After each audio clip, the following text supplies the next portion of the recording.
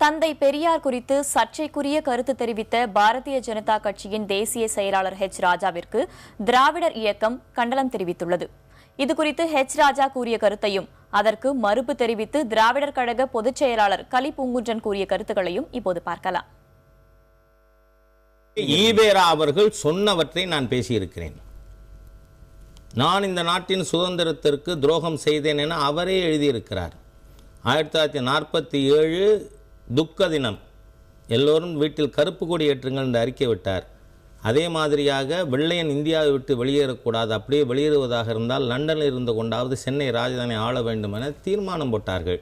இதெல்லாம் on record இருக்கா இல்லையா? அதை பேசினால் தப்பா? தந்தை பெரியார் அவர்களுடைய சுதந்திர போராட்டத்திற்காக மத்திய அரசாங்கம் தாமிரப்பட்டம் கூட ஃப்ரீடம் ஃபைட்டர் என்ற முறையிலே அளித்திருக்கிறது.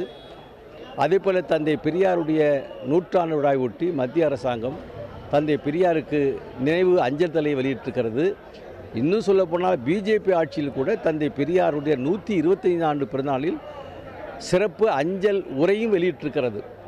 உண்மைகளெல்லாம் இப்படி இருக்க சற்றும் பொறுப்பில்லாத முறையில் தந்தை பெரியார் அவர்கள் சுதந்திர போராட்டத்திற்கு எதிரியாக இருந்தார் என்று சொல்வது சரியான மட்டுமல்ல, தவறான தகவலை ஒரு மாபெரும் தலைவரை பற்றி மக்களுக்கு சொல்கின்ற ஒரு மோசமான ஒன்றாகும்.